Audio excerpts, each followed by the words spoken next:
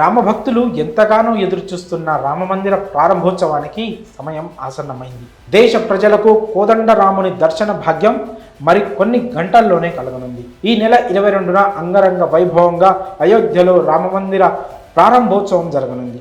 ఈ వేడుకకు అన్ని రంగాలకు చెందిన అతిరథ మహారథులు దేశ విదేశాల నుంచి హాజరు కాబోతున్నారు.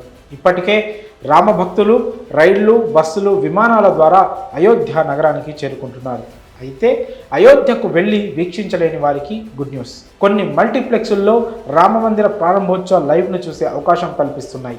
ఇంతకీ ఆ మల్టీప్లెక్స్లు ఏవో ఇప్పుడు చూద్దాం. శ్రీరాముని జన్మస్థలమైన అయోధ్యలో రామ్లల్లా విగ్రహ ప్రాణ ప్రతిష్టతో చారిత్రాత్మక ఘట్టానికి తెరలేవనుంది. ఈ అరుదైన క్షణాలను వీక్షించేందుకు రామభక్తులు సిద్ధమవుతున్నారు.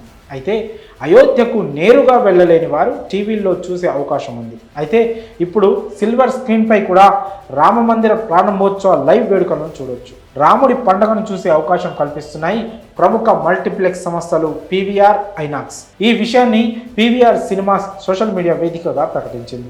దేశంలోని 70 ప్రధాన నగరాల్లోని 170 కంటే ఎక్కువ కేంద్రాల్లో అయోధ్య రాముడి పండుగను ప్రత్యక్ష ప్రసారం చేసేందుకు పీవీఆర్, ఐనాక్స్ ఏర్పాట్లు చేశాయి.